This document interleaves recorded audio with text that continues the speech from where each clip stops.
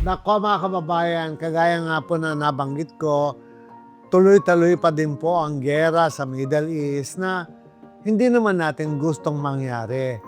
No one among us will wish this to everyone. Para sa atin, ang gusto natin ay isang mapayapang kapaligiran to all of us. Alam niyo po, hindi po tayo direktang inaabot ng giyera, ng pagsabog ng mga missile, pagsabog ng this and that, but we will become a collateral damage.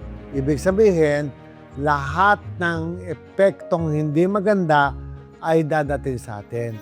Mangyayari at mangyayari na po yan without us asking for it.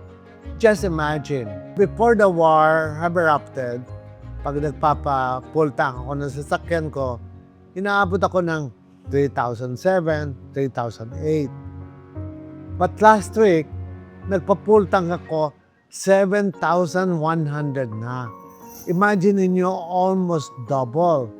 If this is happening to gas, to diesel, my God, this gonna be ripple down ang epekto sa napakaraming bagay. Sa pagkain, sa pamasahe, sa pagtaas ng lahat ng mga bilihin.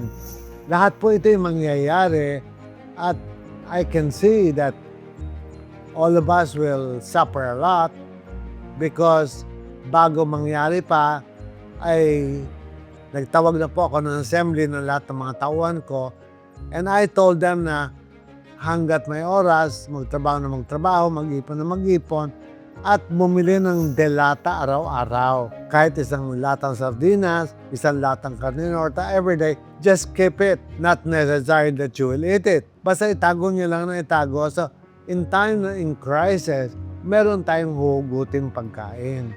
This is one thing that hindi na natin po may iwasan.